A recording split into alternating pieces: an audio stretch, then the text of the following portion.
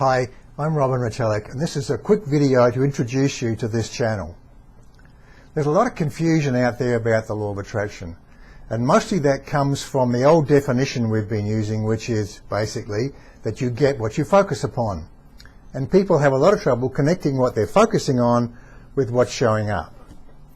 Now, it doesn't really matter whether you understand it or not, but for many of us, for most of us I would suspect, it really helps if we can connect the dots between the choices we're making and the world we're creating. So we're going to give you a new definition of the law of attraction. And it came as a result of two big aha breakthroughs we had since we formed the Law of Attraction Club back in 2008. Back then we had an 18 years in the making understanding of the law of attraction based upon that old definition. But these two breakthroughs came for us and turned everything upside down. Now, it took us a while to get our minds around it and really understand it. And I'm not expecting you to really understand all of this in the next few moments here. But if you will take the time later to think about this, if you will look at perhaps some more of this, once you really get this, once you really understand it, it all starts to make sense for the first time. And that old promise of the law of attraction, that you can have the world you want, starts to become a reality. So here's breakthrough number one. There's not one world out there.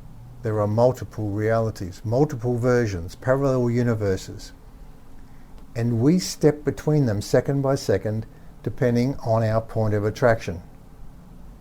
And it's the intersections of our different worlds, of your world unique to you and my world unique to me. It's those intersections that form the illusion of the continuous one world we all seem to live in and we all seem to share, but it is not.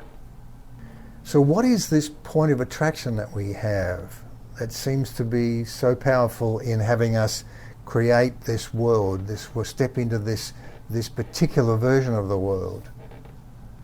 Well, throughout your life you have chosen to believe certain things. And then you practice those beliefs until they become certainties.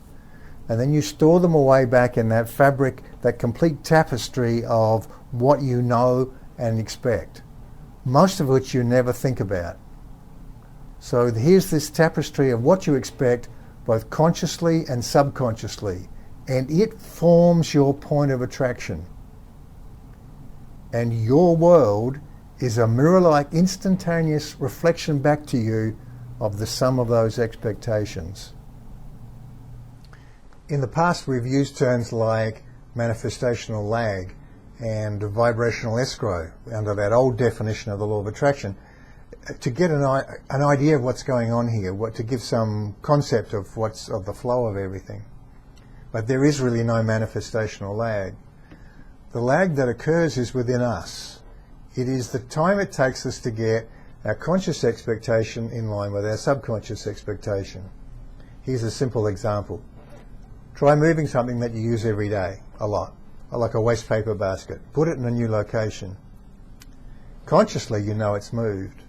Subconsciously, that big processor that makes most of the decisions in our lives, when you're not thinking about it, you're going to throw back to that old location.